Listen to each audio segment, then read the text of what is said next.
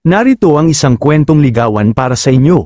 Isang araw sa isang maliit na bayan, may isang binata na nagngangalang Marco. Siya ay isang masigasig at matapang na binata na mayroong malalim na pagtingin sa isang dalagang nagngangalang Andrea. Sa unang pagkakataon na sila'y nagkita, naramdaman ni Marco ang isang espesyal na koneksyon sa dalaga. Dahil sa takot na ma-reject, nag-isip ng iba't ibang paraan si Marco upang maipahayag ang kanyang pag-ibig kay Andrea. Nagplano siya ng mga sorpresa at mga munting regalo upang maipakita ang kanyang pagmamahal. Sinadyang pumunta sa mga lugar na alam niyang mahal ni Andrea at naglaan ng oras upang makilala pa siya ng lubusan. Sa bawat pagkakataon na sila'y nagkikita, nadarama ni Marco ang kaba at ligaya sa puso. Sa kabilang banda, si Andrea ay nagsisimula ring ma-develop ang damdamin para kay Marco. Nahuhumaling siya sa kanyang kabaitan, tapang, at determinasyon na ipahayag ang pag-ibig. Sa huli, sa isang espesyal na gabing puno ng bituin, naglakas loob si Marco na aminin ang kanyang pag-ibig kay Andrea. Sa tuwing salita'y lumalabas sa kanyang bibig,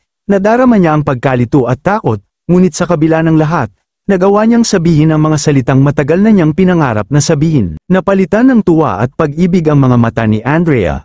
Tinanggap niya ang pagmamahal ni Marco at nagpahayag rin ang kanyang damdamin. Naging magkasintahan sila at naglakbay sa mundo ng pag-ibig na puno ng saya at ligaya. Ang kwentong ito ay nagpapakita ng lakas ng determinasyon at pag-ibig sa panahon ng ligawan. Ipinapakita rin ito na ang pag-ibig ay hindi lamang tungkol sa mga salita, kundi sa mga gawa at pagpapakita ng pagmamahal. Sana'y nagustuhan ninyo ang kwentong ito. Ang mga kwentong ligawan ay nagbibigay inspirasyon at nagpapakita ng kahalagahan ng pagpapahayag ng damdamin sa tamang panahon.